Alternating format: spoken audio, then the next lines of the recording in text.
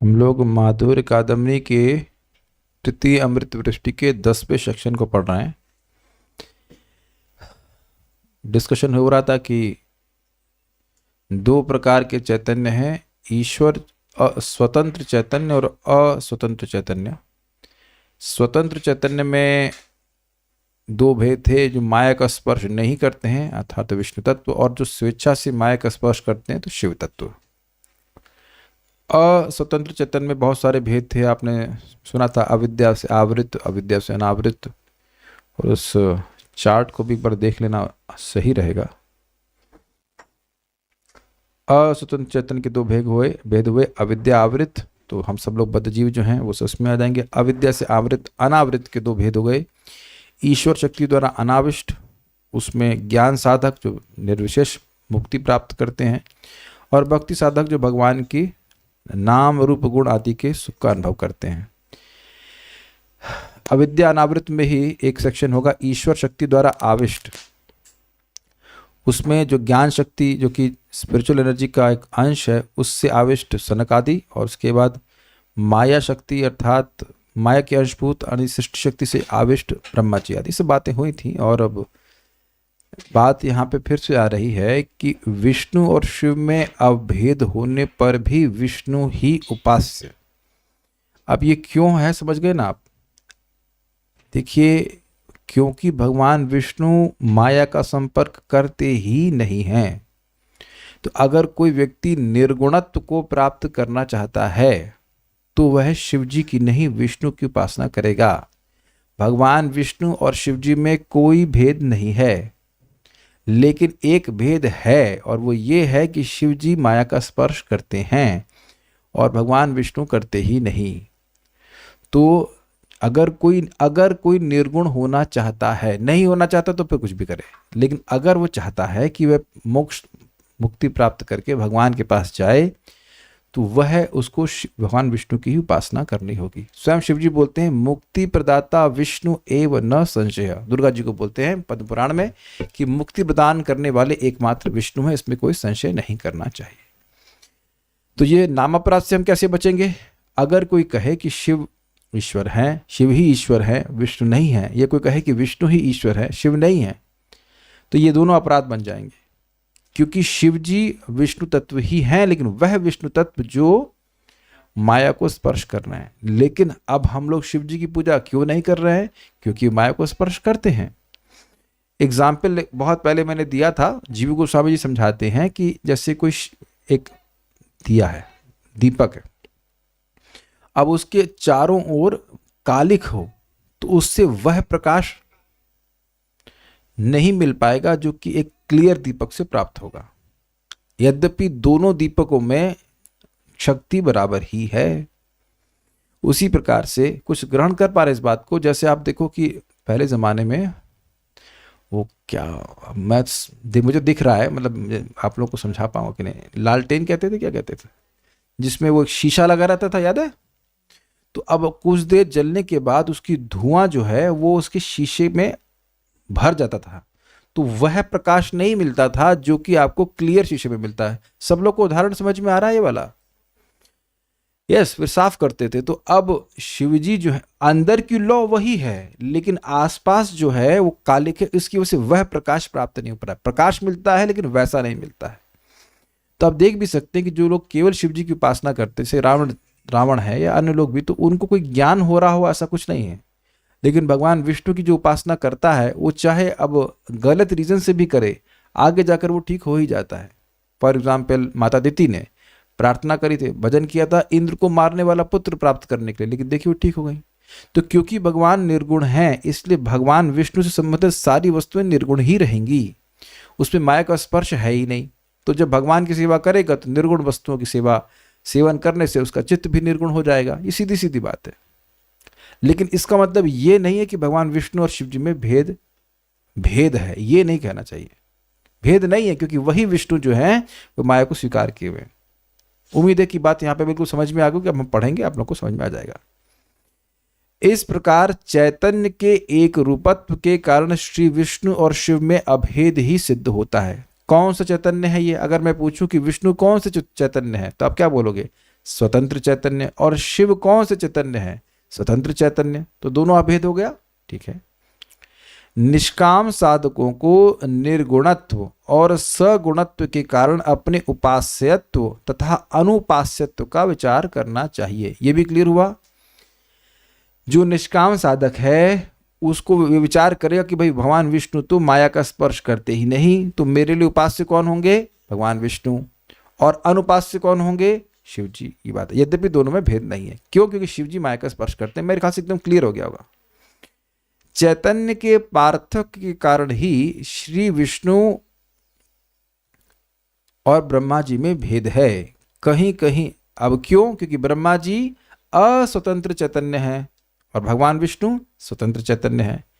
कहीं कहीं पुराणों के वचनों में श्री विष्णु तथा ब्रह्मा में जो अभेद देखा जाता है उसे सूर्य और तदाविष्ट सूर्यकांत मणि के अभेद की तरह ही समझना चाहिए। ये समझ गए?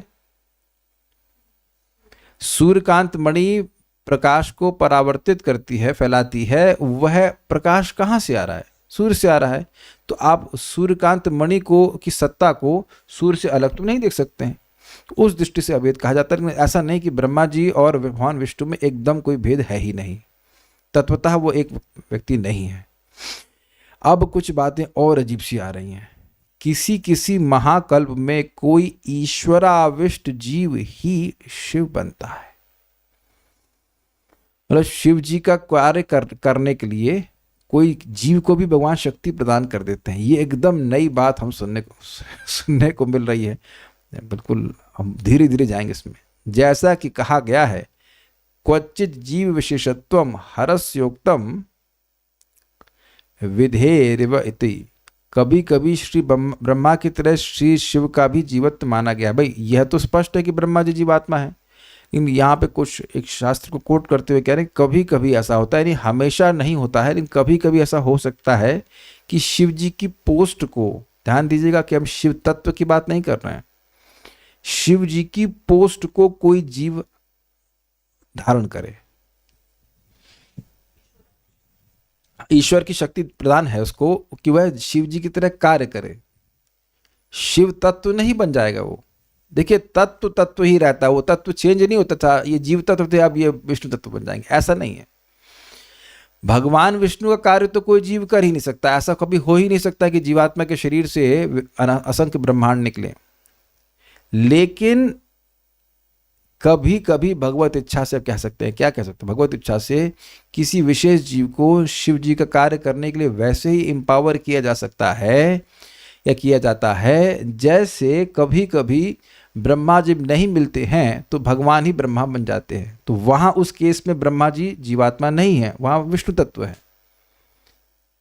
तो आप कहेंगे ऐसा कैसे हो रहा? तो भाई देखिए सीधी सी बात है, हम लोग तो जो शास्त्र में सुन रहे हैं उसके अनुसार स्वीकार कर रहे हैं।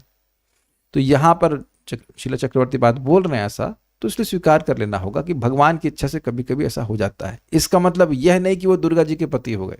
दुर्गा जी के पति तो वही हैं जो शिव तत्व हैं, लेकिन अब यहाँ कुछ सृष्टि का कार्य, संहार का कार्य करने के लिए किसी जीव को एम्पावर किया था। यही बात समझ में आती, इतनी बात समझ में आएगी, उससे अधिक तो मैं कुछ नहीं कहूँगा।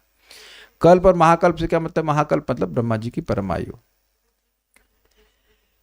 शिव जी की पोस्ट पे वह जीवात्मा बैठा हुआ है, ये नहीं कि वह शिव तत्व हो गया। वैसे शिव जी का जो कार्य है वो शिव तत्व ही करते हैं। जो शिव तत्व वाले मतलब स्वतंत्र चैतन्य है वही करते हैं, जो कि भगवान विष्णु से अभिन्न है। लेकिन किसी किसी पोजीशन में ऐसा हो जाता है। समान स्टेबल वेदवादी कह रहे सामान्यता शिव जी स्टेबल रहते हैं। हाँ विष्णु तत्व है, बीटा वर्जन स्टेबल वर्जन। मतलब तमोगुण के अधिष्ठान के पोस्ट पे ना, यस तमोगुण को स्वीकार करते हुए। लेकिन ये नहीं सोच लेना चाहिए कि वो प्रकृति के पति या स्वामी भी हो गए, वैसा तो नहीं हो सकता है। उसको तो एकमात्र शिव जी हैं, मतलब जो शिव तत्व है। अच्छा भाई इतना बात हमको समझ में आ रही है। इससे कोई श्रेष्ठ अंडरस्टैंडिंग होगी तो शिव जी हम आशीर्वाद दें, हम समझा पाएंगे। इससे अधिक कोई हमको नहीं मिल रही है। इसी बात को हम समझ रहे थे। इस सेक्शन को बोलने में हमको बड़ा भय लग रहा था कि लोग पता नहीं कहें कि मैं क्या बोल रहा हूँ। श्लोक आपके सामने है, टीका आपके सामने, उसको यथावत बोल रहे हैं, उसको वैसे ग्रहण कर लेना चाहिए। इसलिए मेरे पीछे बोली माइक कहाँ है आपका? हाँ यस्तु नारायणं देवं ब्रह्मरुद्रादिदेवतैः यस्तु नारायणं देवं ब्रह्मरुद्रादिदैवतैः समत्वेनैव मन्येत स पाषण्डी भवेत् ध्रुवम्। समत्वेनैव मन्येत स पाषण्डी भवेत् ध्रुवम्। हरि भक्ति विलास 1/73। जो देव श्रेष्ठ श्री नारायण को ब्रह्मा रुद्रादि देवताओं के समान देखता है वह निश्चय ही पाषंडी है। यह शास्त्र वचन ब्रह्मा के संबंध में ही संगत होता है। पूरा पढ़ूंगा फिर समझाऊंगा। नोट, विष्णु के साथ शिव के भेद दर्शन में नामापराध और अभेद दर्शन में पाषंडित्व की प्राप्ति होती है। यद्यपि शास्त्रों के इन दो प्रकार के वचनों में विरोध देखा जाता है, किंतु इसका सामंजस्य यह है कि जहां भेद दर्शन में दोष कहा गया है वहां ईश्वर कोटि शिव के संबंध में कहा गया है, और जहां अभेद दर्शन में दोष कहा गया है वहां पर जीव कोटि शिव के संबंध में समझना चाहिए। ये बड़ा मजेदार पॉइंट है। ये श्लोक क्या कहता है? जो व्यक्ति भगवान नारायण को अन्य देवताओं को जैसे ब्रह्म रुद्र आदि के समान मानता है तो वह निश्चित व्यक्ति पाषंडी मतलब वेद में विश्वास नहीं रखने वाला है, क्योंकि वेद निर्णयित रूप से कहता है कि भगवान एकमात्र विष्णु है। तो ये कोई भी व्यक्ति ये कह रहा है कि भगवान विष्णु, शिव जी, ब्रह्मा जी सब बराबर हैं तो वह पाषंडी है। सपाषंडी भवेत् ध्रुवम्। और यह भी कहा जा रहा है कि जो भगवान विष्णु में और शिव जी में भेद देखता है वह नाम अपराध करता है। तो देखिए उस पर समझ लीजिए, शिव जी और भगवान विष्णु ये स्वतंत्र चैतन्य है। शिव तत्व की बात कर रहे हैं तो वहां अगर भेद देखता है तो ये नाम अपराध हो गया। ठीक है। और इस श्लोक के अनुसार अगर कोई शिव जी में और भगवान नारायण में भेद देखता है, नहीं भेद नहीं देखता है, तो वह पाषंडी है। और ये तब होगा जब शिव जी उस केस में एक जीव होंगे तब। मैं रुका हुआ हूं, थोड़ा समझिए, ये घुमाने वाली बात हो जाती है। शिव जी जो शिव तत्व हैं, जो स्वतंत्र, ऐसे कर लीजिए, जो स्वतंत्र चैतन्य शिव जी हैं, क्या वो भगवान विष्णु से अलग हैं? नहीं, अलग नहीं है। वही विष्णु है जो कि माया को स्पर्श किए हुए हैं, वो लीला के रूप में है। माया लीला कह लीजिए, सृष्टि लीला कह लीजिए। तो वहां अलग देखना भेद, वहां उनको अलग देखना ये अपराध है। जैसे भगवान वराह में और भगवान कृष्ण में क्या भेद है? कोई भेद नहीं। तो जो भेद देखेगा वो अपराध करेगा कि नहीं करेगा? तो जैसे भगवान वराह सूकर लीला कर रहे हैं, लीलाएं कर रहे हैं, ऐसे भगवान सृष्टि लीला के लिए अपने आप को शिव के रूप में विस्तारित कर रहे हैं। तो समझने में तो कठिनाई नहीं है। जैसे भगवान वराह में और भगवान कृष्ण में कोई भेद नहीं देखते ना, उसी प्रकार से भगवान कृष्ण में और शिव जी में भेद नहीं देखना चाहिए। लेकिन शिव जी, भगवान कृष्ण यानी विष्णु, अपने आप को विस्तारित करते हैं शिव जी के रूप में और माया का स्पर्श करते हैं, तो ये उनकी लीला है। लेकिन तत्वतः वो अलग नहीं है।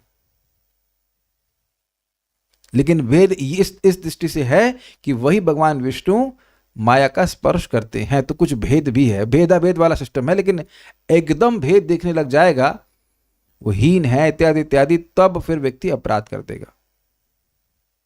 हाँ पूछ लीजिए। ऑन है? ऑन नहीं शायद, वहां से पीछे से। हाँ पीछे। हरे कृष्ण प्रभु जी। प्रभु जी, शिव जी को भगवान के डिवोटी के रूप में देखना गलत? देखिए, शिव जी को भगवान के डिवोटी के रूप में देखना गलत नहीं है, लेकिन तत्व भी तो विचार कीजिए भाई। देखिए, यह तो हम सुन चुके हैं कि भगवान के विष्णु स्वरूप भी जिनसे वह विस्तारित होते हैं उनके प्रति उनका स्वामी भाव होता है। जैसे बलराम जी का भगवान कृष्ण के प्रति क्या भाव है? स्वामी का। बलराम जी से जो विष्णु तत्व विस्तारित होंगे उनका बलराम जी के प्रति स्वामी भाव होगा और खुद को वह भक्त मानेंगे। इसीलिए महाविष्णु का भगवान कृष्ण के प्रति क्या भाव है कि कृष्ण मेरे स्वामी हैं। ये अजीब है, ये है अजीब। वो उनसे अलग नहीं है, लेकिन यह मान रहे हैं कि वे मेरे स्वामी हैं। आप भागवतम में आगे पढ़ेंगे, जब भगवान शिव मोहित हो गए थे तो वह बाद में बताते हैं पार्वती को, तुम पूछ रही थी ना कि कौन हमको, किस पे मैं ध्यान करता रहता हूं, संकर्षण भगवान पे ध्यान करते हैं ना, तो वह ध्यान करता, अब तुमको मालूम चला यही वो भगवान है। कौन भगवान? मोहिनी। मोहिनी विष्णु की शक्ति नहीं है, मोहिनी साक्षात भगवान विष्णु है। तो अब वो तो जब औरत बन सकते हैं, जो लड़की के रूप में आ सकते हैं लीला में, तब भी आप मानेंगे पुरुष? कौन मानेगा बताइए?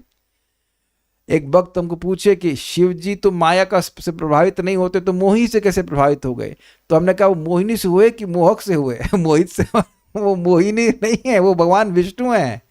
मोहिनी मूर्ति भगवान विष्णु है, उनका स्वरूप लड़की वाला है, तो उससे क्या मतलब है? वो उनकी शक्ति नहीं है। ये समझ में आ रहा है सब लोगों को? मोहिनी मूर्ति शक्तिमान है, शक्ति नहीं है। और अगर योग माया से भी आकर्षित हो गए तो कोई फर्क नहीं पड़ता, लेकिन योग माया से नहीं प्रभावित हुए, वहां पे वह योगेश्वर भगवान श्री कृष्ण है, वो विष्णु है। ये थोड़ा समझना चाहिए। तो मैं खाली ये समझाना चाहता हूं कि शिव जी अलग तत्व नहीं, दही अलग चीज है क्या दूध से, लेकिन एक विकार विशेष को स्वीकार करते हैं।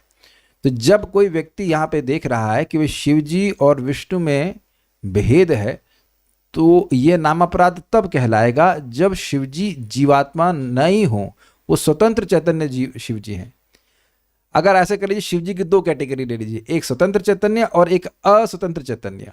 तो अगर वह स्वतंत्र चैतन्य शिव जी हैं, तो उनमें और भगवान विष्णु में भेद देखना ये बिल्कुल गलती है, ये अपराध हो गया। ये क्लियर हुआ?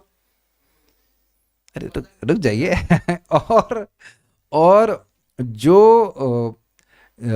और जो शिव जी को बिल्कुल भगवान विष्णु के बराबर कर दिया जाएगा, अगर वह शिव जी जीव तत्व हैं, तब भी वह पाषंडित्व का, पाषंडी मतलब नास्तिक कहा जाएगा उसको। तब आप एक प्रश्न आएगा, हमें कैसे मालूम चले कि हमारे शिव जी कौन है? भाई एक कठिनाई तो है नहीं, हमारे वाले शिव जी कौन है? दुर्गा जी के पति हैं। तो स्वाभाविक सी बात है कि ये जीवात्मा तो नहीं है, तो हम लोग को तो अपनी साधना तक कोई चिंता करने की जरूरत नहीं है। भाई आप में से कितने लोग ने प्लान बना लिया कि ब्रह्मा जी की परम आयु बीत जाएगी और भगवान के पास नहीं जाओगे? ये पहले हाथ खड़ा करो। कौन इतना लंबा यहाँ पे टांगा रहने के लिए कहते हैं कटिबद्ध होता है ना? कटिबद्ध मतलब कमर कस लिया है कि जब तक ब्रह्मा जी मुक्त नहीं होंगे हम ये ब्रह्मांड छोड़ने वाले नहीं। और अगर ऐसे भी कटिबद्ध हैं तो शिव जी फिक्स हो गए हैं इस ब्रह्मांड के लिए। हमारे वाले शिव जी वो चेंज नहीं होते हैं कि अब अगले ब्रह्मा जी का दिन आएगा तो शिव जी कह रहे यार आलस साला जुकाम हो गया, किसी और को बुलाओ। नहीं, तो शिव जी फिक्स है। तो हमने को कोई संदेह करने की जरूरत नहीं है। यहाँ जो शिव जी हैं, मतलब हमारे शिव जी जो हैं, वो स्वतंत्र चैतन्य है। ठीक है? तो अगर आप उनका भगवान विष्णु से भेद नहीं मानते हैं तो कोई दिक्कत नहीं है, सही है, मत मानिए भेद। लेकिन ये जाने रखिए कि वह गुणों को स्वीकार करते हैं, तो उनकी उपासना अलग से वैसे नहीं की जाती। अलग से इसलिए बोल रहा हूँ, हमने पढ़ा था कि जैसे हम यहाँ पे शालिग्राम की सेवा करते हैं, तो हमने स्पष्ट पढ़ा था, शिव जी कहते हैं कि मैं शालिग्राम में निवास करता हूँ। मतलब आप जब शालिग्राम की सेवा कर रहे हैं तो शिव जी अलग, उनकी सेवा अलग से करने की जरूरत नहीं है। आप पढ़ चुके हैं, हम लोग पढ़ाए थे इसमें। या बेसिकली भगवान की उपासना कर रहे हैं तो सब लोग संतुष्ट हैं, शिव जी संतुष्ट हैं, सारे देवता संतुष्ट हैं, ये बात है। अच्छा, और अगर हम जब ये मान रहे हैं कि शिव जी ब्रह्मा जी में, शिव जी और नारायण में कोई भेद नहीं है, तो भी ये क्या कहते हैं, ये श्लोक है, इसके अनुसार हम नास्तिक नहीं होंगे, क्योंकि यहाँ पे श्लोक उस केस में अप्लाई होगा जो ब्रह्मा जी के केस में अप्लाई होगा, या शिव जी अगर जीवात्मा होंगे तब अप्लाई होगा। तो उम्मीद है कि बात को समझ लेंगे, 2-3 बार सोचेंगे तो समझ में आ जाएगा। अब हम आप जूम के भक्तों के प्रश्न को ले लेते हैं। कल्प और महाकल्प में क्या अंतर है? कल्प होता है ब्रह्मा जी का दिन और महाकल्प मतलब ब्रह्मा जी की परमायु। तमोगुण के अधिष्ठाता की पोस्ट में ना, हाँ बढ़ा दिया। पाषंडी मतलब नास्तिक। जीव पोस्ट पे बैठा हो तो भेद देखना चाहिए और नहीं देखा तो पाषंडी होगा, ठीक है। और अस्वतंत्र चैतन्य की दृष्टि से भेद देखना अपराध होगा, यही ना? जी हाँ, बिल्कुल परफेक्ट। तत्व सेम है तो फिर विष्णु तत्व और शिव तत्व दो अलग अलग क्यों बोल रहे हैं? क्या उत्तर होगा इसका? क्योंकि वो विष्णु तत्व जो लीला करने के लिए माया का स्पर्श करते हैं वह शिव तत्व कहलाते हैं। जैसे दही और दूध अलग अलग नहीं है, लेकिन जब उसमें नींबू का हल्का सा कुछ ड्रॉप डाल देते हैं तो वो दही बन जाता है। आपको समझाया गया था कि दूध नहीं होगा तो दही आ ही नहीं सकता है। दूध में अगर घी होगा तो दही में घी होगा कि नहीं होगा? सिंपल है, होगा, और उतना ही होगा जितना दूध में है। आप सब जानते हैं कि दूध से दही बनाते हैं, दही को मथते हैं, फिर मट्ठा बनता है, उसका क्या ऊपर मक्खन निकल आता है, तो वो कहाँ से मक्खन निकला है? पानी से। वह भी दूध का ही है ना, दूध की शक्तियां उस दही में है कि नहीं, लेकिन दही थोड़ा अलग हो जाता है बस। आप देखो ना, हमारे डॉक्टर बोले कि आप मट्ठा पी सकते हैं लेकिन दूध नहीं पी सकते, तो कुछ गुणों में कुछ अंतर आ गया कि नहीं आ गया? जैसे महाप्रभु स्वयं कृष्ण है, वैसे ही मोहिनी स्वरूप स्वयं कृष्ण है जी नहीं, ऐसा नहीं कहा गया। देखिए, स्वयं कृष्ण का मतलब क्या समझते हो आप? स्वयं कृष्ण का मतलब स्वयं कृष्ण, स्वयं रूप, सॉरी स्वयं कृष्ण, स्वयं कृष्ण का मतलब क्या है? स्वयं कृष्ण तो कभी स्वयं भगवान कृष्ण, स्वयं भगवान। आप नए नए शब्द बना बना करके बोल रहे हैं, खुद टीचर को भी कंफ्यूज करने शर्म नहीं आती। स्वयं कृष्ण के नहीं, स्वयं भगवान कृष्ण कहते हैं। देखिए, वह जो भगवान का रूप है वह अनन्य सिद्ध है। अनन्य सिद्ध मतलब आप बैक ट्रेस नहीं कर सकते कि भगवान श्री कृष्ण जो गोलोक विहारी हैं वह किससे आए। तो मोहिनी रूप भी भगवान का विष्णु स्वरूप है और वह विस्तारित होता है। अब अभेद क्या है? तत्व की दृष्टि से कोई भेद नहीं है। मोहिनी मूर्ति कोई माया का स्पर्श नहीं कर रहे हैं, तो बिल्कुल तत्व में कोई भेद नहीं है, लेकिन अनन्य सिद्ध रूप भी नहीं है क्योंकि वह विस्तारित होते हैं। भगवान श्री कृष्ण देखिए, सबसे पहले भगवान कृष्ण थे और उसके बाद बलराम जी आए। उसके बाद नहीं, अनादिकाल से सिस्टम है कि भगवान कृष्ण के विस्तार हैं बलराम जी के विस्तार चतुर्व्यूह, फिर उसके बाद सेकंड चतुर्व्यूह, फिर ऐसे करके विस्तार आने। अब हमसे ये मत पूछिएगा कि मोहिनी मूर्ति के किसके विस्तार हैं, हमको नहीं पता इसके बारे में। जब आप मिलेगा तो हम नहीं मिलना चाहते वो वेरी डेंजरस है ना। तो हम मतलब मोहिनी मूर्ति से मिलते हैं, गोप कुमार मिलते हैं, he is on the edge of the universe, French में एनी हाउ। तो वो किसकी इमीडिएट विस्तार, किसकी है किसका बोली जो भी है, वो किसके इमीडिएट विस्तार है हमको नहीं पता, लेकिन वो अनन्य सिद्ध रूप नहीं है। कोई को समझाना होता है शिव जी और कृष्ण जी को, तो भक्त बोलेंगे शिव जी को, या अब जो बताए वो बताएंगे। देखिए, नए व्यक्ति को आप कुछ नहीं बताएंगे। आप नए व्यक्ति को बताएंगे हरे कृष्णा कृष्ण कृष्ण हरे हरे, हरे राम राम राम हरे हरे। पहले दिन अगर मैं आपको बता दिया होता तो आप शायद दूसरी क्लास में आते ही नहीं। इस क्लास को समझने के लिए कुछ योग्यता चाहिए। आप साधना किए रहें, कुछ शुद्ध जीवन जिएंगे तो इतना सूक्ष्म विचार समझ पाएंगे। नया व्यक्ति को तो ऊपर से चला जाएगा, क्या बात हो रही है। आप देख रहे हैं कि आज थोड़ा प्रोसेसर पर लोड पड़ रहा है दिमाग से बुद्धि में लगा नहीं क्या बोल रहे हैं। मैं इसको पढ़ा था, जब मैं जो पढ़ाना नहीं था ग्रंथ, जब मैं पहले पढ़ा था तो मैं चक्कर खा गया कि बोल क्या रहे हैं। इस only now I little bit understand की बात क्या हो रही। प्लस हम लोग किसी ऐसे ब्रह्मांड को नहीं जानते जिसमें शिव जी जीव तत्व हो, तो कोई शास्त्र का वचन लेकर के कुछ बोल रहे हैं चक्रवर्ती पा, तो सही ही बोल रहे हैं, लेकिन इसको ग्रहण करना थोड़ा मुश्किल है क्योंकि जो हमारी अभी तक की अंडरस्टैंडिंग है वो थोड़ी सी उससे हिलती है हल्के से, ये बात है। शिव जी त्रिगुणातीत हैं या किसी गुण को टच करते हैं? आप क्या आज ही आए क्लास में? जब विष्णु तत्व ही विकार स्वीकार करके शिव तत्व हैं, तो अब गुणों को स्वीकार की हुई स्थिति में काहे भजन करें सिद्धि भगवान का कर लें, यही समरी है ना। जी हाँ, कहने का मतलब ये है कि देखिए, बात बहुत सिंपल है। आप गुणों को पार करना चाहते हो कि भौतिक वस्तुएं इकट्ठी करना चाहते हो, ये पहले सेलेक्ट कीजिए, अपनी चॉइस दीजिए। अच्छा, नहीं मैं गुणों को पार करना चाहता, तो गुणों को पार करना चाहते हैं तो एकमात्र भगवान विष्णु ही उपास्य हैं, ये बात है। यद्यपि शिव जी भी भगवान विष्णु ही हैं, लेकिन क्योंकि गुणों का संपर्क किए हुए हैं तो वह आपको गुणों के पार नहीं लेके जाएंगे। अब तो इससे सामान्य और इस तरह से मैं आपको नहीं समझा सकता, इतनी सी बात है। कहाँ गए? अब मजेदार बात है, अपराध क्या है जरा देखिए। विष्णु ही ईश्वर हैं अथवा शिव ही ईश्वर हैं, ऐसा विवाद अपराधजनक है। अब मैं पूछूंगा, कल्याण प्रभु माइक ऑन कीजिए। विष्णु ही ईश्वर हैं, क्या गलती है इसमें? इसमें भगवान शिव जी का जो विष्णु तत्व है वो इग्नोर किया जा रहा है। थोड़ा सा आवाज का गेन बढ़ा, इसका गेन कम कीजिए। यहाँ से जो लाल वाला तार है ना, उसका नीचे नहीं उसकी रेंज में देखिए, गेन कम कीजिए थोड़ा सा। हाँ कम कीजिए, हाँ कम, वही सही, वही। हाँ बस, अब बोलिए, ऑन कीजिए। हरे कृष्ण। हाँ अब सही है। जो भगवान शिव जी के विष्णु तत्व है वो इग्नोर किया जा रहा है इसमें। विष्णु ही, बस एक यही समझ लीजिए, विष्णु ही ईश्वर हैं, शिव ईश्वर नहीं हैं। मैम ये बोल रहा हूं तो क्या गलती किया इसमें? इसमें हरे कृष्ण, इसमें अपराध ये हो रहा है कि भगवान शिव जी जो है वो विष्णु तत्व ही है, तो वो इग्नोर किया जा रहा है। यस, कि शिव जी जो स्वतंत्र चैतन्य शिव जी हैं उनको इग्नोर किया जाए। ईश्वर मतलब he is not controlled by anyone. तो अब ईश्वरत्व जो है शिव जी का, उसकी हानि हो रही है यहाँ पे। समझ में आ गया? अच्छा, अब दूसरा कोई कहे कि विष्णु ईश्वर नहीं है, शिव ही ईश्वर है, तब बोलिए। तो भगवान विष्णु को इग्नोर किया जा रहा है। बस, तो दोनों ही स्वतंत्र चैतन्य हैं, उनको वैसे ही स्वीकार करना पड़ेगा। यद्यपि शिवजी और विष्णु में भेद नहीं है, लेकिन शिवजी माया को स्वीकार करते हुए भी ईश्वर हैं, ये याद रखना चाहिए। बहुत शुरुआत में भक्ति के मुझे भगवान शिव बोलने में कठिनाई होती थी। अभी अपराध हुआ कि नहीं मेरे द्वारा? और ये अपराध तत्व को ना जानने की वजह से होता था।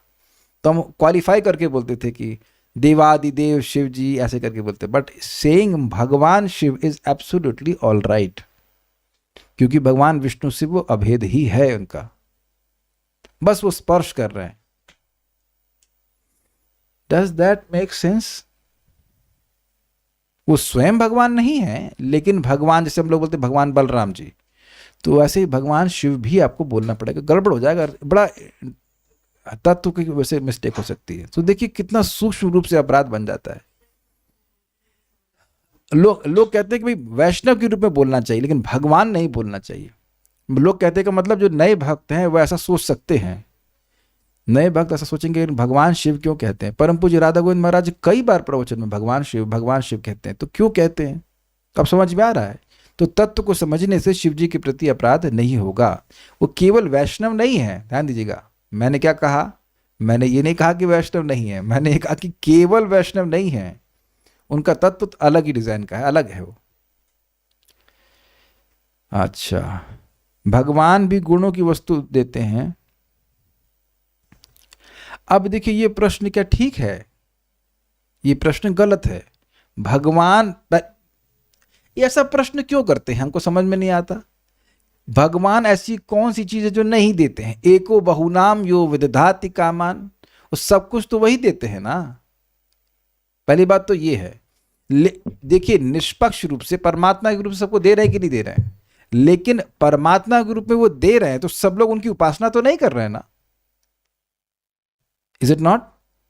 जितने भी लोग जगत में हैं उनको देने वाले तो भगवान ही है ना। एक हंसी की बात थी, हमको इस पे हंसी आई थी। वो भारत पाकिस्तान का युद्ध होने वाला है, तो एक व्यक्ति बोलते हैं कि अभी तो जल रोकने की बात है, हो सके तो हवा भी रोक देना चाहिए। अब ये बताइए कि ऐसा हो सकता है कि पाकिस्तान में हवा जाने से रोक दे हम? क्यों साइंटिस्ट, ऐसा हो सकता है? तो ये दिखा रहा है कि हवा देने वाले भारत और पाकिस्तान एक दूसरे को नहीं है, हवा देने वाले कौन है? भगवान है।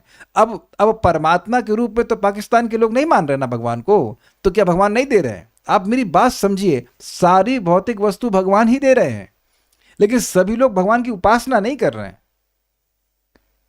जो उपासना करेगा वो निर्गुण होगा, लेकिन वस्तुएं तो भगवान ही दे रहे हैं ना।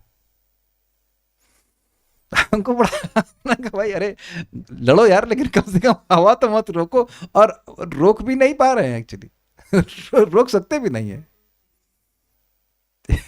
काफी इंटरेस्टिंग है।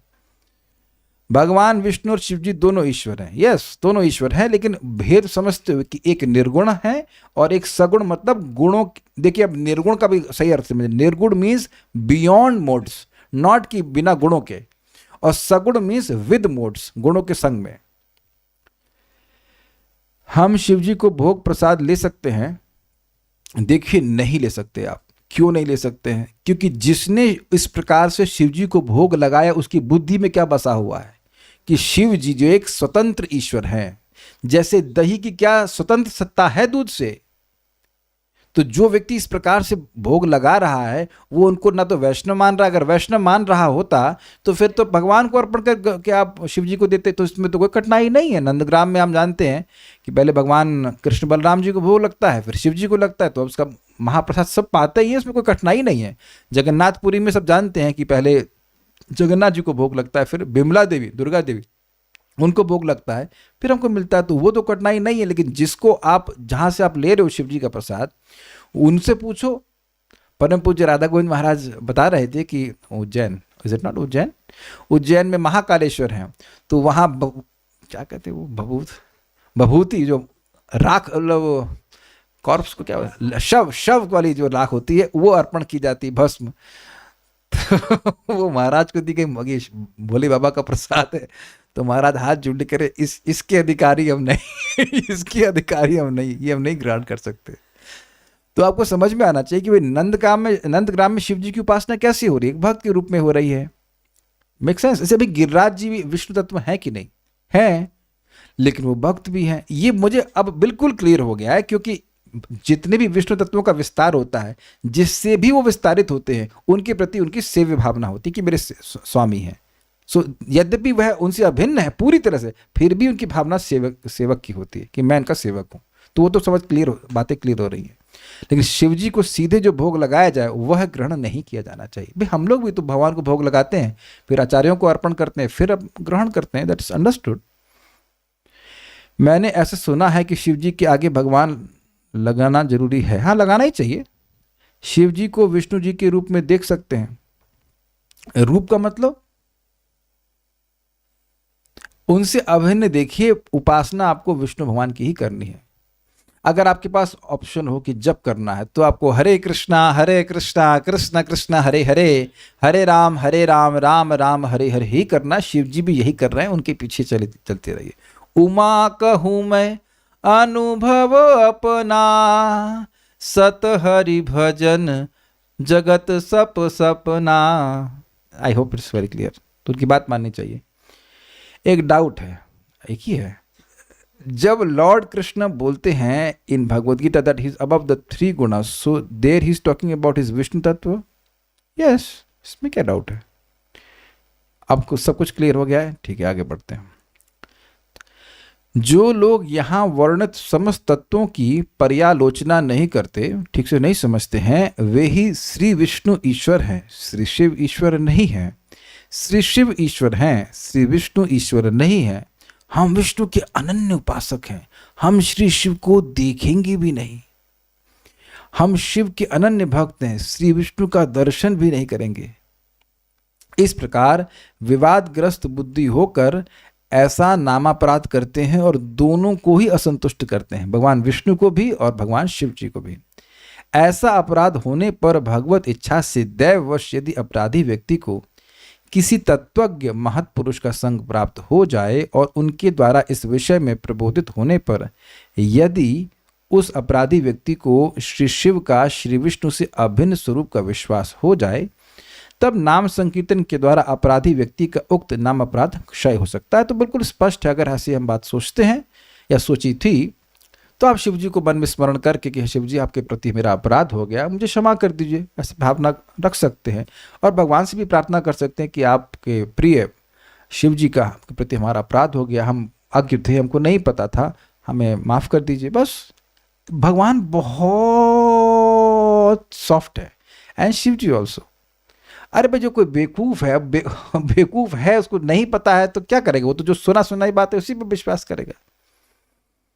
तो ये भी वो समझ रहे हैं कि ये जो अपराध इसने किया है, ये कोई हाउ टू से मतलब अज्ञान में किया है। लेकिन ये सब सुनने के बाद भी अगर ना स्वीकार करेगा, तब फिर गलत है। तो वे ठीक नहीं इस प्रकार से।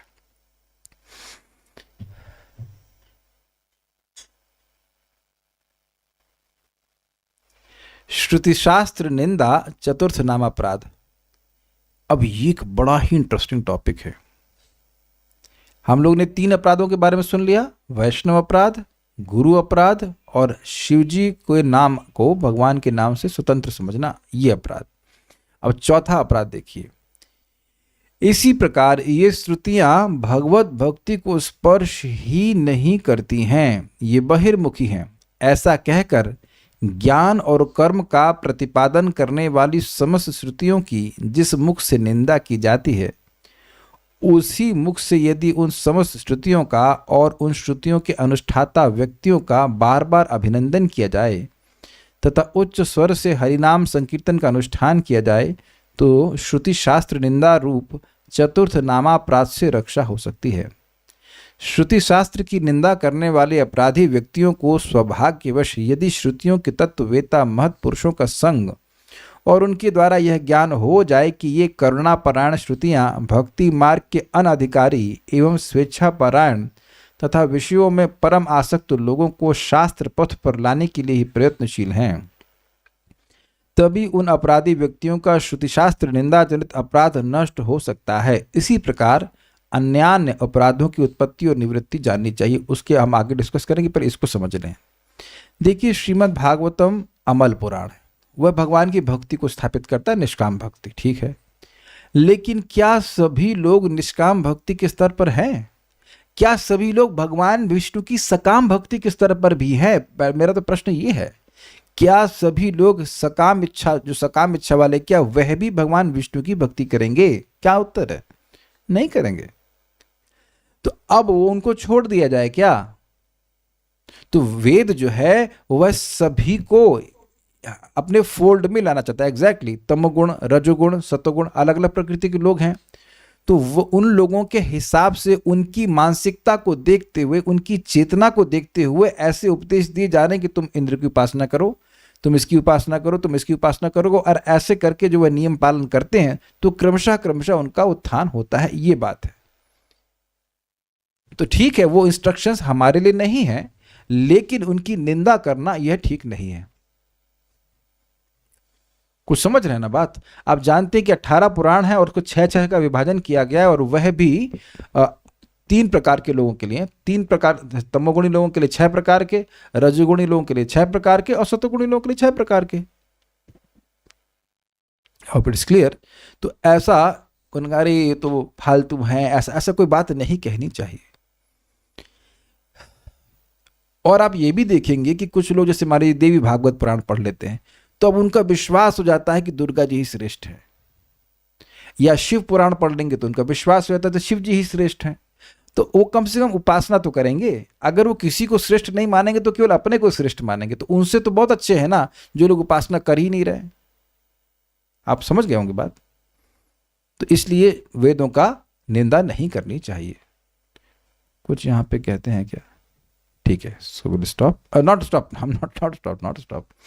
आगे नाम की महिमा में, अब देखिए चक्रवर्ती पाद ने केवल 4 नाम अपराधों के बारे में चर्चा करी है, और क्या है आगे के भी अपने आप समझ लेना। तो ये माथुर कादम्बनी का मूल टेक्स्ट नहीं है। मूल टेक्स्ट समाप्त हो गया चतुर्थ अपराध तक, लेकिन अब बात विचार आ ही रही है, और बहुत सुंदर से नोट यहाँ पे नोट्स जो दिए गए थे उसमें ये सारे बाकी 6 अपराधों का वर्णन है, तो उसको भी हम लोग पढ़ेंगे। समझ में आ गया? क्योंकि वो समझ रहे हैं कि बाकी 6 अपराध को सोचेंगे। लेकिन एक चीज आपने देखा कि अगर कोई व्यक्ति केवल नाम जप करे और तत्व को ना सुने तो वो गलती करता रह सकता है। Is it not? तो यही बात प्रभुपाद जी ने उन माता जी को बोला। वो माता जी एक प्रभुपाद की शिष्या थी, वो पूछ रही हैं रिकॉर्डिंग में, वो हैं समवेयर आई थिंक ब्राजील की होंगी, तो पूछ रही हैं, बिल्कुल ओपनली प्रभा से पूछ रही हैं, ट्रांसलेशन व्यक्ति कर रहा है कि ये माता जी पूछ रही हैं कि अगर वो केवल जप करें और आपके ग्रंथों को ना पढ़ें तो चलेगा? तो प्रभा समझाए कि देखिए, आपके गुरु जी ने, मतलब प्रभुपाद जी ने पुस्तकें लिखी है ताकि आप पढ़ें, और आप नहीं पढ़ रही हैं तो ये अवज्ञा है। तो अवज्ञा करोगी गुरु जी की तो ये नामापराध होगा, तुम प्रगति कैसे करोगे? देखिए, नामापराध से भौतिक लाभ जरूर मिल जाता है, कोई संदेह नहीं है, लेकिन व्यक्ति की आध्यात्मिक प्रगति नहीं हो पाती है।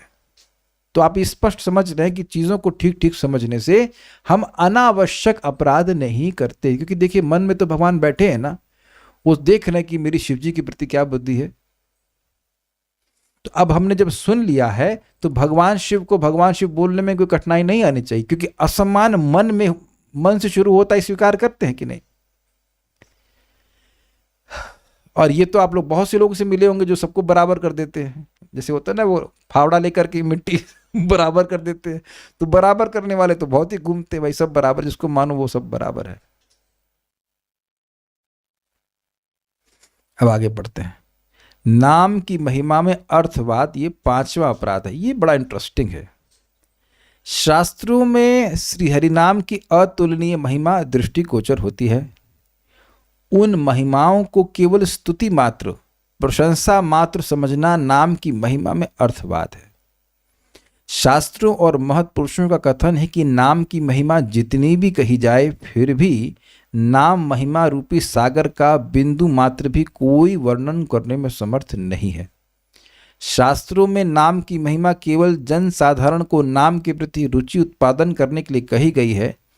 ऐसा समझना नाम में अर्थवाद है या प्रबल अपराध? हाँ, नाम में अर्थवाद है या प्रबल अपराध है? यथार्थतः श्रुति शास्त्रों के वचनों और महाजनों की वाणी में जो नाम की महिमा देखी व सुनी जाती है वह नाम रूपी सूर्य के लिए शूद्र खद्योत की भांति अत्यंत शूद्र है। ये समझे बात? खद्योत मतलब होता है वो जो क्या कहते हैं उसको, इंग्लिश भूल गया उसकी, अरे जो टिमटिमाता है रोशनी, कीड़ा होता है वो, जुगनू, एग्जैक्टली जुगनू। अब कहाँ जुगनू और कहाँ सूर्य? तो कह रहे हैं कि शास्त्र में और महाजनों की वाणी से जो नाम की महिमा बोली जा रही है वो नाम की महिमा जो सूर्य के समान है उसका बस वैसा ही अंश है जैसे कि सूर्य के प्रकाश की तुलना में एक जुगनू की रोशनी। जब ये कहा जा रहा है कि एक ही नाम से अनंत जन्मों के पाप नष्ट हो गए, तो ये कोई ज्यादा नहीं बोला जा रहा है, ये थोड़ा बोला जा रहा है। तो अब जो अर्थवाद करेगा वो क्या कहेगा? देखो समझ लीजिए, अर्थवाद का फंडा क्या है?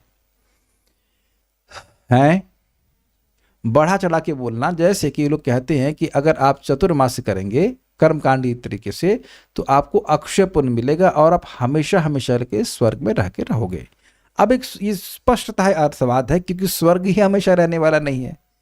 जब बिल्डिंग ही नहीं हमेशा रहेगी तो तुम कैसे रहोगे? सोचने वाली बात है ना।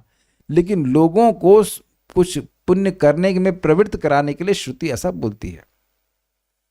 लेकिन जब भगवान के नाम के संबंध में कहा गया कि एक ही नाम से अनंत जन्मों के पाप नष्ट होते हैं, अयम ही कृत निर्वेश जन्म कोटि हंसामपि यद व्याजहार विवश नाम सस्त्वयनम हरे। अयम मतलब दिख रहा है अजामिल, ऐसे दिखाकर बोल रहे हैं ये यही। अच्छा, अयम ही कृत निर्वेश, निर्वेश मतलब प्रायश्चित, इसने सारे प्रायश्चित कर लिए हैं, सारे प्रायश्चित कर लिए। हाँ, तो उसके बाद कहते जन्म कोटि अहंसाम अपि, करोड़ों करोड़ों जन्मों के भी। कब किया? हम तो कभी नहीं देखे इसको कि कुछ किया हो। तो कह रहे हैं कि यद व्याजहार, जब ये बोला यद व्याजहार विवश अवस्था में, अवश्य अवस्था में, नाम स्वस्तयनम हरे, उन हरि के नाम को बोला जो स्वस्ति का अयन है। अयन मतलब आकार है, वेद बात नहीं। आज आपने जब किस अवस्था में किया? माइक बताइए। हम मजाक नहीं बनाएंगे, रिफ्लेक्शन बोलना चाहता हूँ, बोलिए। थकान की अवस्था में, विवश अवस्था में। विवश है भाई, दीक्षा ले ली है तो अब तो करना ही है। और अब जैसे शादी करी तो पीछे लगा रहेगा, हर 2 घंटे बाद या पूछा जा रहा है कितनी माला हुई है। अभी मैं ये देखो ऐसे रिपोर्ट देती है जैसे मान लीजिए जैसे होता है इनकम टैक्स इनकम टैक्स मांगने जा रहा हूँ, कितना माल हुआ? बस हो गया बस हो गया, ये काम कर रही थी, वो काम कर रही थी। तो ये इन्हीं का मजाक नहीं बना। कल मेरी भी हालत खराब हो गई थी। कल वो जब क्लास कैंसिल करा, जुकाम होता ना, तो आजकल मौसम चेंज हो रहा था, जुकाम हो गया। 8 माला से लग रहा था। आज मन बोला था आज यार, आज तो शाम को कर लेना यार, आज छोड़ दो। ना छोड़ कैसे? नहीं यार, छोड़ तो नहीं सकते एकदम बेवश अवस्था में खींच तान के माला किया। तो क्या उसका लाभ है? तो अगर ये श्लोक आपने जरा सा भी डाइजेस्ट कर लिया, अयम ही कृत निर्वेशा, तो अब 16 माला कभी नहीं छोड़ने वाले हैं। बिकॉज कैसे भी करें, एकदम हरे कृष्ण से लग रहा है, एकदम कड़वा भी लग रहा हो, अगर ऐसा कभी लग रहा हो तब भी वह कार्य करता है, क्योंकि अजामिल से अच्छे हो आप। अजामिल माला भी नहीं उठाया था, उसकी दीक्षा भी नहीं हुई थी, तब भी उसको ऐसा लाभ हो रहा था। माई सिंसियर डिजायर इज कि यहाँ जो उपस्थित एक एक सैनिक है उसके हृदय में ये श्रद्धा इंस्टिल हो जाए भाई कोई मर, जरा दिखाना भाई, कोई मर तो नहीं रहा है यहाँ पे प्लीज। नहीं ना, हाँ, मरणासन अवस्था में भी कोई है और टट्टी पेशाब सब वहीं चल रहा है, उस पे भी अगर वो नाम बोल दिया, वो भी अनजाने में बोल दिया, तो भगवान की प्राप्ति हो जाएगी। ऑल्दो मैं शायद मैं ये नवा अपराध कर रहा हूँ, पता नहीं कोई व्यक्ति अश्रद्धालु होगा तो उसको कहेगा क्या बोल रहा है ये, लेकिन मैं नहीं बोल रहा हूँ। देखिए मैं आगे लिख सकता हूँ अपने शुभ कृष्णदास फूल नंबर 1, लेकिन नाम इतना बड़ा लिख नहीं सकते। I am fool number 1, that is the first level of intelligence, कि मैं मूर्ख हूँ, शास्त्र, मैं कंडीशन सोल हूँ। भाई मैं जानता ही नहीं कि मैं हूँ कौन, मैं तो ये बोलता रहता हूँ कि मेरा लीवर, मेरा लीवर, ये नहीं बोल देता हूँ कि ये किसका लीवर है ना, मेरी आंतों में सूजन है, मेरे लीवर ये खराब है, मेरा ये, ऐसी बातें हम लोग बोलते रहते हैं। ये नहीं बोलते मेरा दिमाग खराब लेकिन ये नहीं पूछते ये है किसका भाई।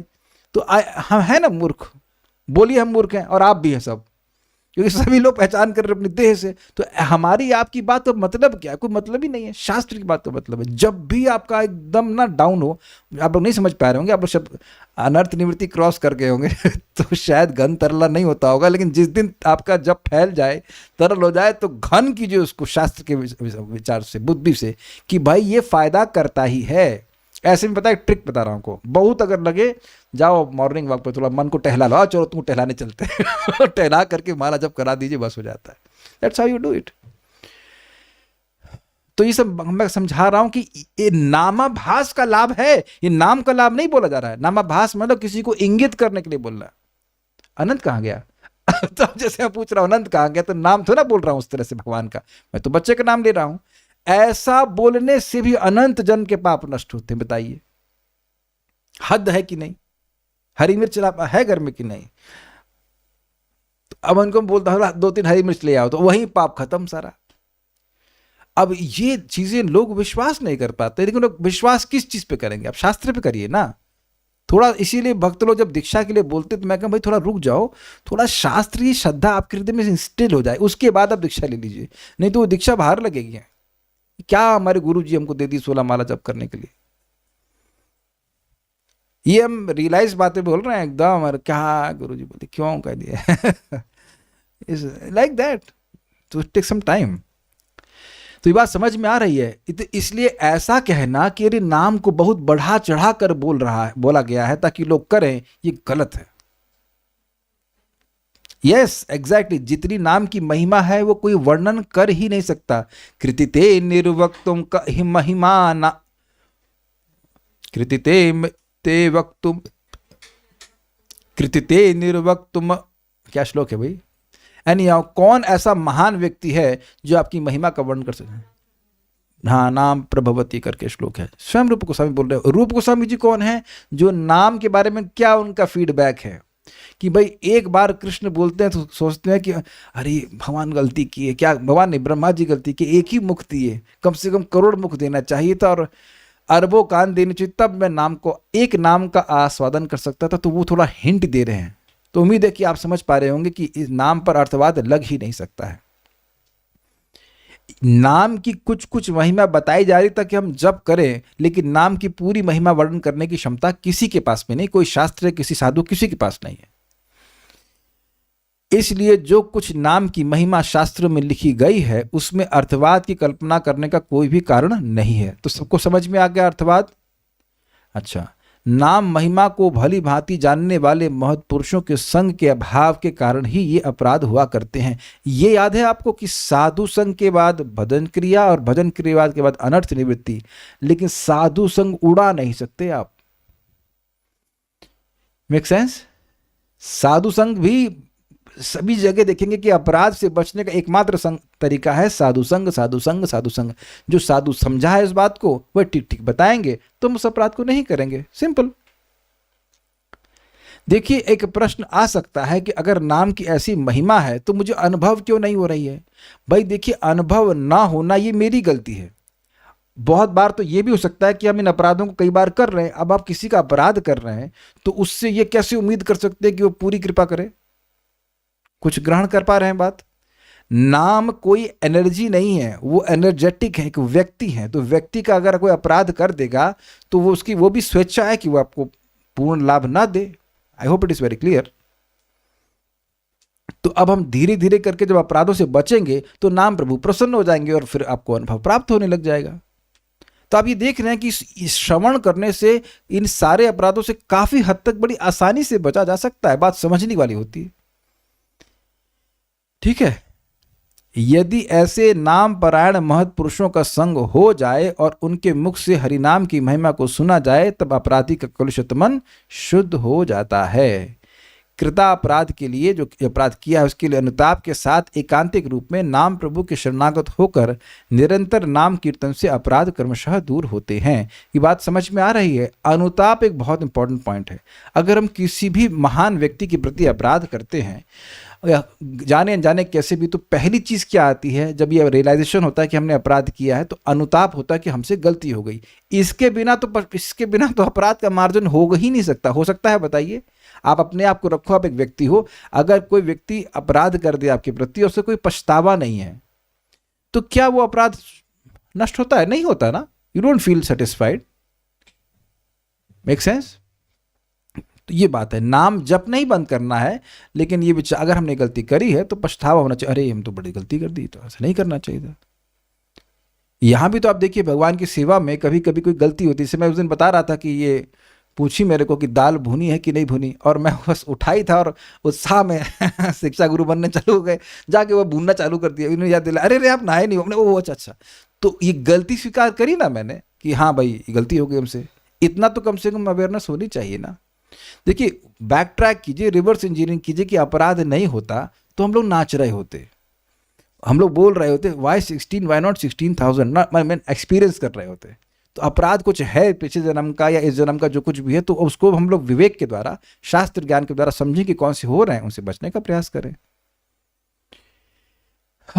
कुछ और पूछते हैं क्या भक्त यहाँ पे?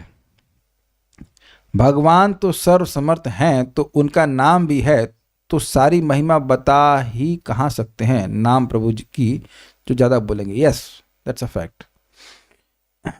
ठीक है। एक मैं भक्त का डाउट आपके सामने रखूंगा, बड़ा इंटरेस्टिंग। कह रहे हैं कि भगवान गीता में कह रहे हैं कि सर्वधर्मान परित्यज्य माम एकम शरणम व्रजा, और मैं तुम्हारे सारे पापों को नष्ट कर दूंगा। और भागवत कह रही है कि नाम संकीर्तनम यस्य सर्व पाप प्रणाशनम। तो ये तो अलग अलग लग रहा है। एक तरफ लग रहा है कि भगवान की शरण में गए तो पाप नष्ट हुए, और दूसरी तरफ लग रहा है कि व्यक्ति ने अपनी शक्ति सारे पाप नष्ट किए, नाम संकीर्तन किया, उसके पाप नष्ट हो गए। अब आप देख रहे हैं कैसे अपराध बन रहा है। नाम उच्चारण करना और भगवान की शरण में जाना ये अलग अलग वस्तु है। मैं उनको ये पूछा कि आप नाम और नामी में ही भेद कर दिए। अगर मैं पूछूं कि भगवान की शरण में जाओगे तो उसका मतलब क्या है? कैसे शरण में जाओ, कहाँ है भगवान? तो वहां बिल्कुल स्पष्ट है कि भक्ति की जो अनुकूल चीजें उनको ग्रहण करेंगे, बेसिकली भक्ति करेंगे। तो भक्ति की अनुकूल सर्वश्रेष्ठ वस्तु क्या है? नाम उच्चारण करना।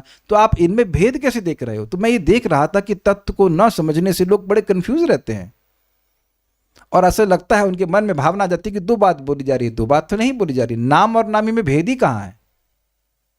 जो भेद हमको दिख भी रहा है वो हमारे कलुषित चित्त की वजह से दिख रहा है।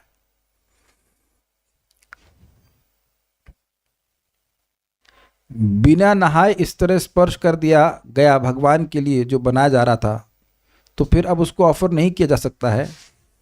देखिए, एक इंटरेस्टिंग पॉइंट है। हमने तो ऑफर किया क्योंकि intention was not to cook, intention was just to help her to cook. It was only a mistake. भाई देखिए, पहली बात यह है कि अगर मंदिर में कुकिंग हो रही होती तो आप घुस ही नहीं सकते थे डेटी किचन में। Make sense? और ऐसा नहीं कि मैं ये रोज करता हूं, उठा अपना मुंह से लार कुछ बह रही है और गए कुकिंग करना शुरू किया। It was absolutely unintentional, absolutely like it was out of enthusiasm कि अच्छा बनना चाहिए, अच्छा बनना चाहिए, ये बात है। तो हमने तो ऑफर किया। कुछ गलती हो जाती तो ठीक है। देखिए, एक बात ध्यान रखिए कि भगवान भी भाव को ग्रहण करने वाले हैं। मुझे याद है मेरी माँ तब जिंदा थी और उस दिन उनको बहुत लूज मोशन हो रहे थे, तो वो स्नान कर रही थी और एक बार वो भूल ही गई थकान में कि उन्हें स्नान नहीं किया। And then she cooked and offered also. बाद में उनको याद, अरे हमसे तो गलती हो गई। तो ये ध्यान देना होगा कि भगवान ऐसे कोई वो, हम अपनी तरफ से अपराध से बचना चाहिए, लेकिन भगवान भी ऐसे अनइंटेंशनल अपराध को नहीं लेते हैं कि बिल्कुल पकड़ लिया कि अब चलो चक्र भेजो उसके पीछे, जलाओ उसको 1 साल तक, वैकुंठ तक। ऐसा नहीं है। You must understand this. भगवान के नामों को कल्पित मानने से, जैसे हम अब बताया आपको, अभी तो है नहीं ना, हम वो गुलाब जामुन लेके आए, हमारे गोपाल प्रभु प्रसाद दिए थे। अब ये सुनी नहीं, 2 डिब्बे में था, एक में गुलाब जामुन था और एक में प्रसाद था, और उसी पॉलीथीन में मतलब सब कुछ सील था, कुछ उन्हें भोगा भी दिया था, कुछ ड्राई फ्रूट्स दिए थे। तो मैंने कहा कि देखो डब्बे में वो प्रसाद है और बाकी सब भोगा है, तो ये सोच लें कि गुलाब जामुन भी जो है वो भोगा है, वो था प्रसाद। और यहाँ क्लास चल रही थी तो हम खिचड़ी ने भोग लगाया, उसने गुलाब जामुन ही भोग लगा दिया। अब हमें क्लास में बोलता कि अरे रुको भाई, गुलाब जामुन ये प्रसाद है, ये वो कैसे बोल पाता, सारा क्लास डिस्टर्ब होता। तो अब भगवान चक्र चला दिए इनके ऊपर। वो गलती तो है लेकिन कोई चक्र तो नहीं चलाएंगे ना। इंटेंशन अंडरस्टैंडिंग वॉज कि ये भोग है, बड़े अच्छे गुलाब जामुन है, भगवान को अर्पण किए जाएंगे। बाद में बोला, मैंने कहा मैं समझ तो गया था ये क्या कर रही हैं। बाद में बोला क्या करें आप, ओ अच्छा ये था। तो बताइए अगर प्रसाद पता होता कि प्रसाद है तो क्या आप मती मारी गई कि भगवान को अर्पण करेंगे? नहीं, गलती होती है, होगी ही, और जो सेवा करता है उससे गलती होती ही है। इसका मतलब ये नहीं कि सेवा नहीं करेंगे,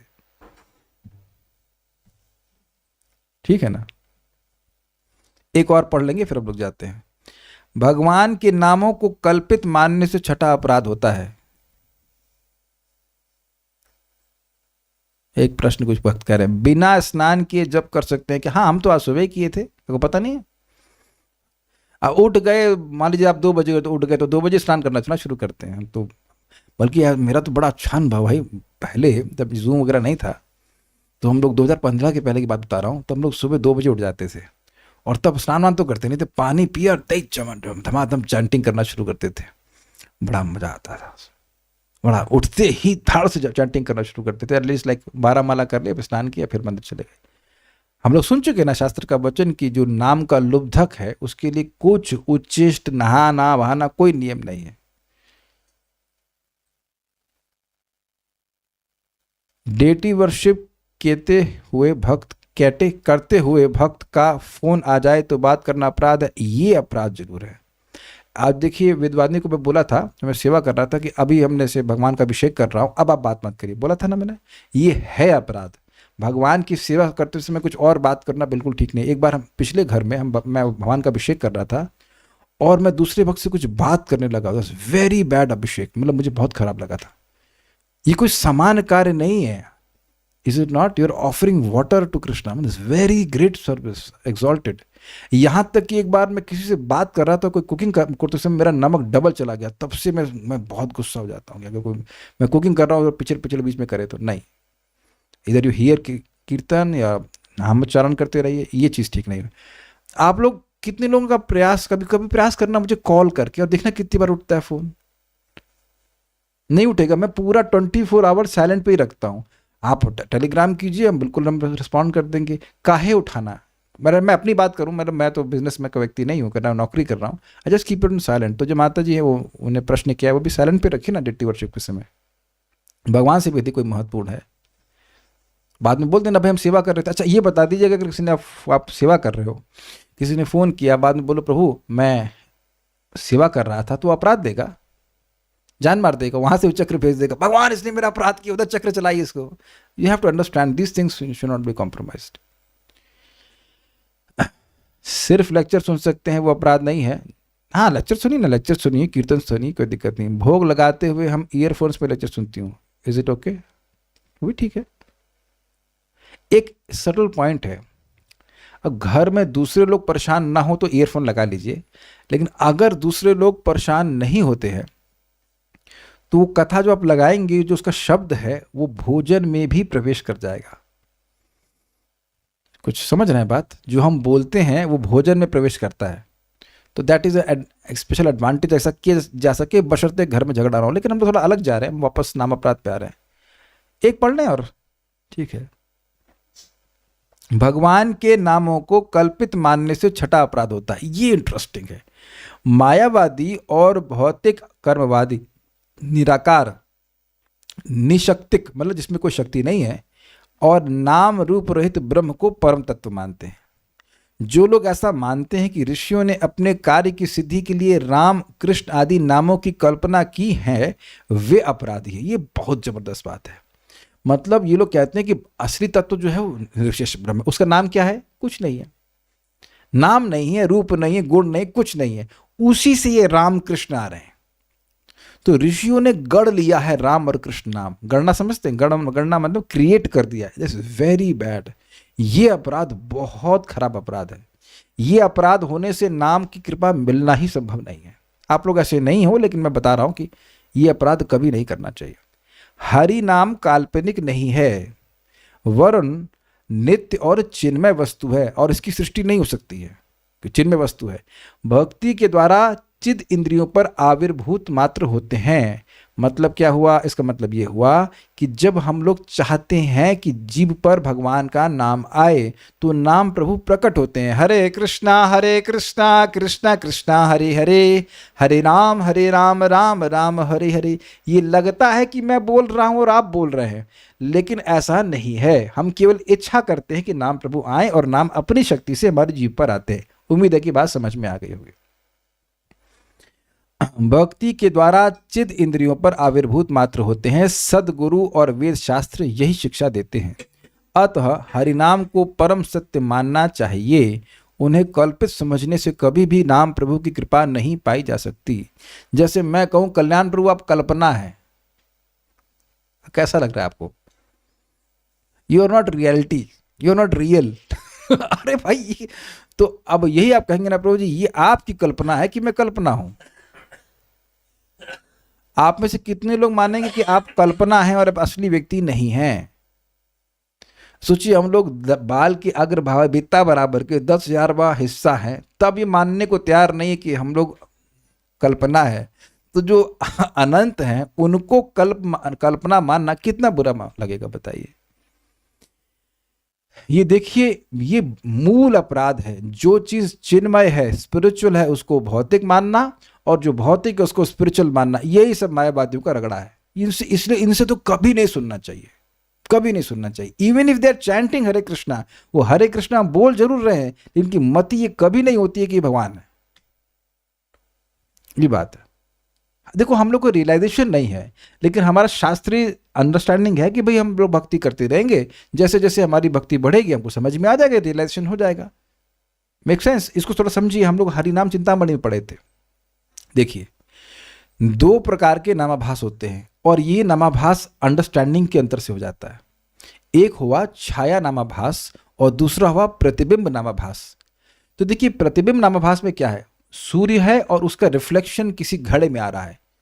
तो अब घड़े में जो व्यक्ति देख रहा है सूर्य को, क्या वो सूर्य को देख रहा है? वो सूर्य को नहीं देख रहा, उसके रिफ्लेक्शन को देख रहा है। तो उसे कहते हैं प्रतिबिंब नामाभास। ये जो मायावादी हैं, या तो ये नामापराध करते हैं और या फिर प्रतिबिंब नामाभास, जिससे कुछ मुक्ति वगैरह मिल सकती है थोड़ी बहुत, लेकिन उसमें सूर्य को देख ही नहीं रहे।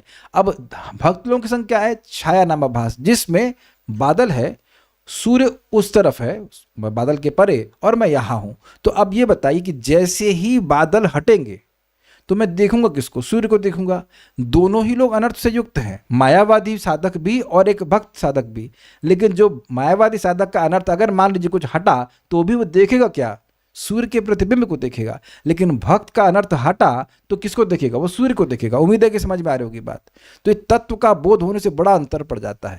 भाई, मैं भगवान के महिमा को अभी क्यों समझ नहीं पा रहा हूं? क्योंकि अनर्थ रूपी बादल है, लेकिन नाम प्रभु नाम ही है, सॉरी नामी ही है, ये समझना चाहिए। When I chant Krishna, Krishna is present, but because of my unclean heart, I am not able to understand. ऐसा नहीं है कि मैं नाम का अनुभव नहीं कर पा रहा हूं पूर्णतः, तो कुछ नाम में गड़बड़ है, मैं पूरी तरह से अनुभव नहीं कर पा रहा हूं। लेकिन नाम प्रभु की दया मांगेंगे रोज, महाप्रभु से मांगेंगे कि महाप्रभु हमारे 10 अपराध नष्ट हो, तो अनर्थ जैसे जैसे छटते जाएंगे आपको नाम का अनुभव होता जाएगा। उम्मीद है कि इस बात को बिल्कुल आसानी से आप समझ पा रहे हैं। अगला नाम अपराध काफ़ी बड़ा है, तो उसको हम लोग कल देखेंगे। कोई प्रश्न किसी भक्त का है तो मैं देख लेता हूँ। प्रभु जी, भोग लगाते हुए नॉट कुकिंग। देखिए, भोग लगाते हुए लेक्चर नहीं सुनना है। लगाते हुए, इफ लगाते हुए का मतलब आप बोल रहे हैं नमो विष्णु पादाय कृष्ण पृष्ठाय भूतले इत्यादि, अगर आप वो मंत्र पढ़ रहे हैं, then you focus on the mantras. कैसे अब लेक्चर आप एक ही टाइम में बोल भी लेंगे और सुन भी लेंगे, कैसे होगा हमको नहीं समझ में आ रहा। तो उम्मीद है कि आपके प्रश्न का उत्तर हो गया। ऐसा कौन करता है?